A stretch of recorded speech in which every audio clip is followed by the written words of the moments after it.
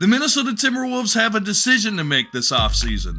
They have 3 viable big guys, and 2 of them are on max contracts. The one that's not, Naz Reid, is a free agent, and it is unlikely that he would re-sign with the Timberwolves if Cat and Rudy are still around. However, if the Timberwolves decide to trade one of them, most likely Cat, the Wolves would have more money to try and re-sign Naz and use him in the starting lineup instead of coming off the bench.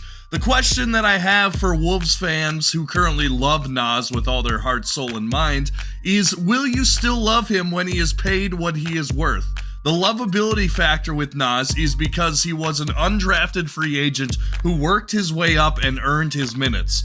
He was legitimately the deciding factor in several games this year and did it on a small contract. Naz Reid is going to get paid this offseason. The amount of money is up for debate, but what we do know is that it will be a significant pay increase.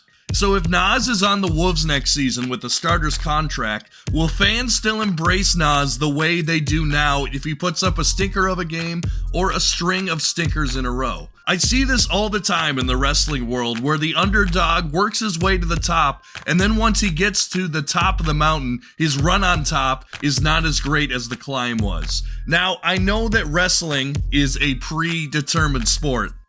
It's still real to me, damn it! But the logic remains the same.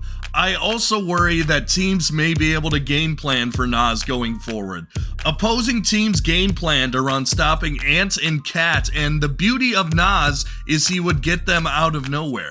With teams game planning around him, could his production go down? I am not making this video to say that signing Naz is a bad idea. In fact, in my last video, re-signing Naz was my #1 priority for the Wolves. All that I am saying is that Wolves fans need to have realistic expectations with Naz Reid, and remember that it could be a bit tougher for Naz going forward as teams game plan around stopping him. I am not saying that he isn't up for the challenge. All I am saying is that we need to be prepared as Wolves fans that Naz is going to catch no one by surprise anymore. Well, thanks for watching. Make sure to like, share, and subscribe, and comment if you think the Wolves should re-sign Naz Reid. More content will be coming in the coming days to break down everything that goes on in free agency and the draft, so stay tuned for more, and as always, go Wolves.